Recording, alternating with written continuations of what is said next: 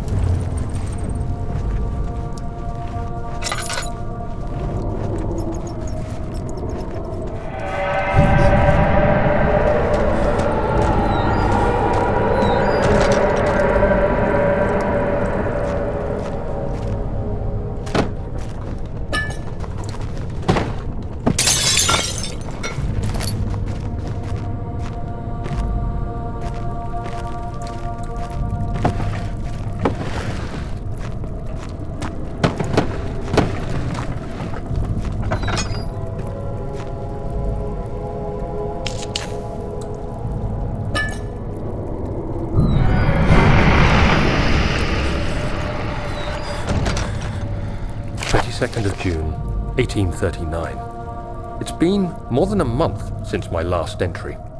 After the event inside the underground chamber in Algeria, Professor Herbert insisted I return to England. He said he didn't want to risk forfeiting the entire expedition lest I took a turn for the worse.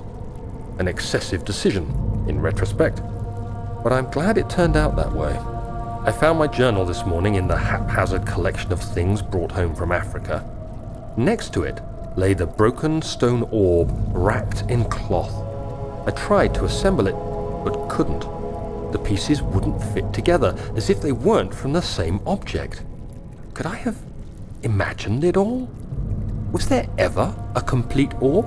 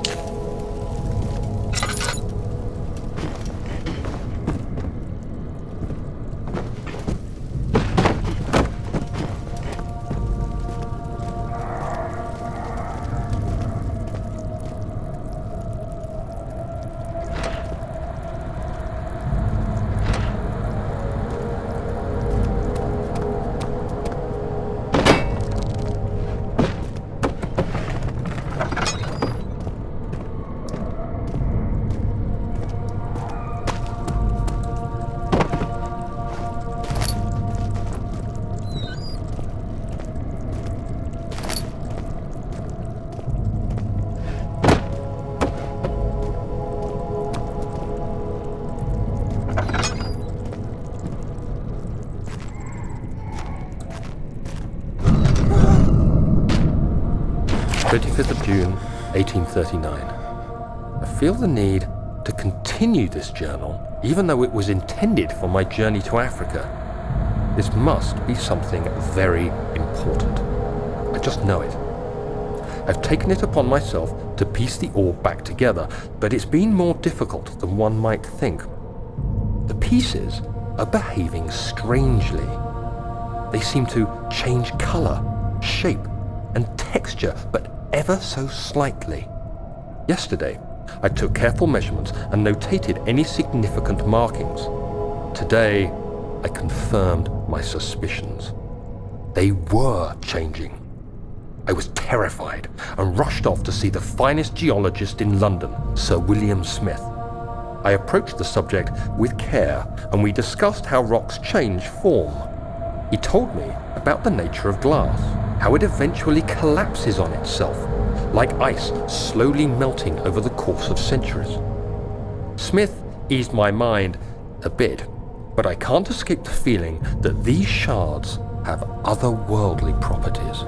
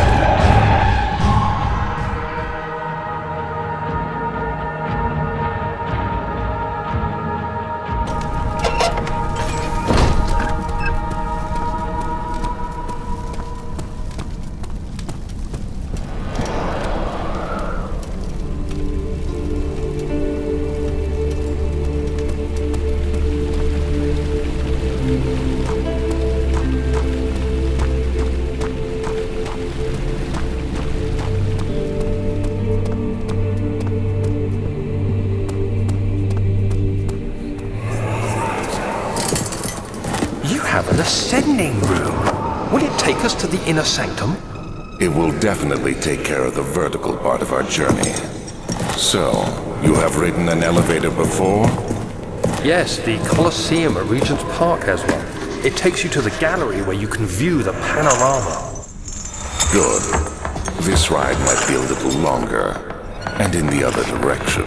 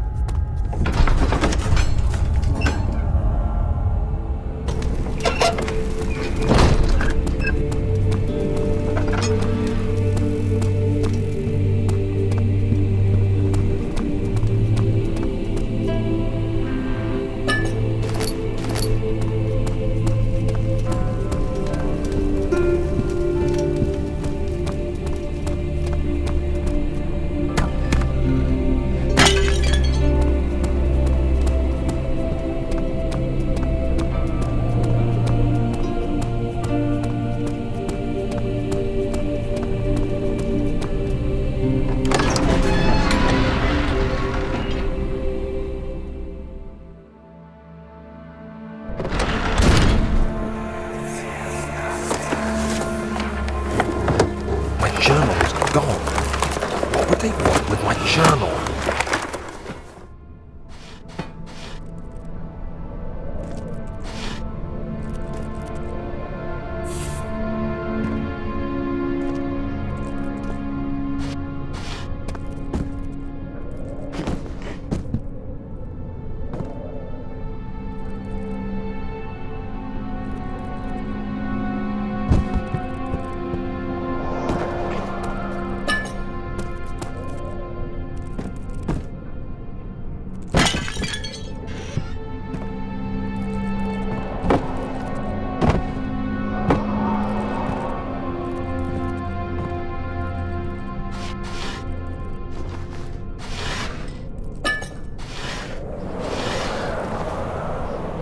2nd of July, 1839.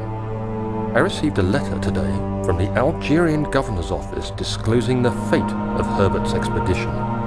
About a week after my departure, Abdullah, one of the men traveling with us, returned from the desert. He was badly injured, as if maimed by a lion.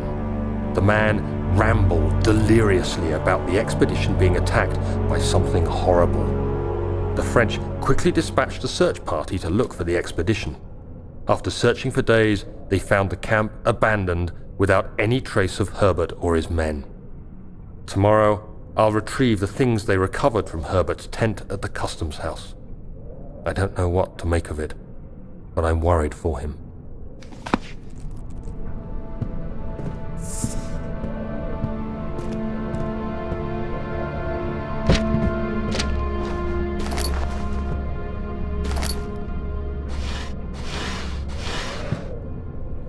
Third of July, 1839. Today I picked up Herbert's things at the customs house. I dug through the trove of documents he had carried and found a log detailing the expedition.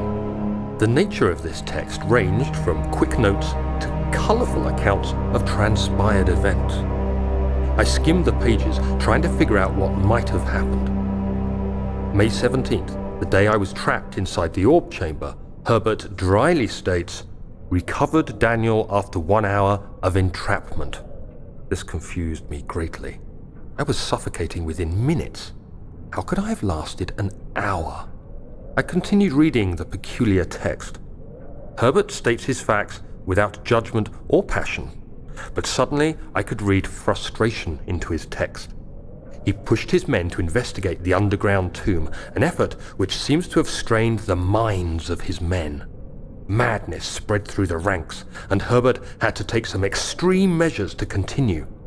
He finally visits the chamber himself, where he retrieves the orb to the surface. His account confuses me greatly. If he has the orb, what are those pieces in my drawing room?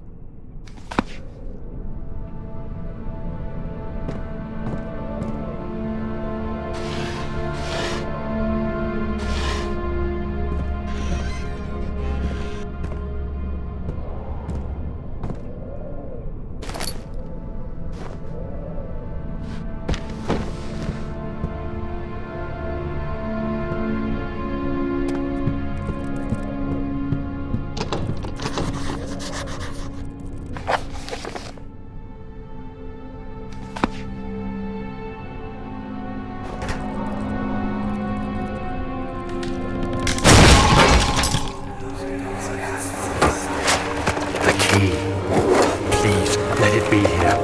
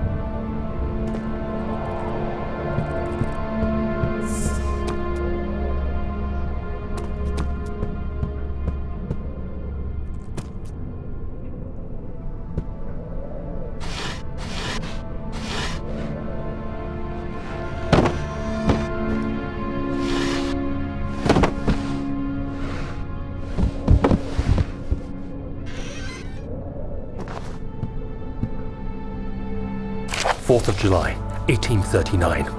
It's done! The orb is assembled. I was awakened by an exhausting nightmare. Shaking and sweating, I retired to the drawing room with a cup of tea. The relic pieces lay spread across the table as I'd left them, but somehow I knew how it was supposed to be. I fetched the tar, which I had prepared to fix the pieces together, and without fault I joined them, producing the orb I remembered so clearly. The tar proved unnecessary. It was pushed out from the joining pieces as they merged on their own, with no adhesive. The ancient stone relic now rests on my table. Its immaculate surface and perfect shape could have been molded by a factory. This is all too strange.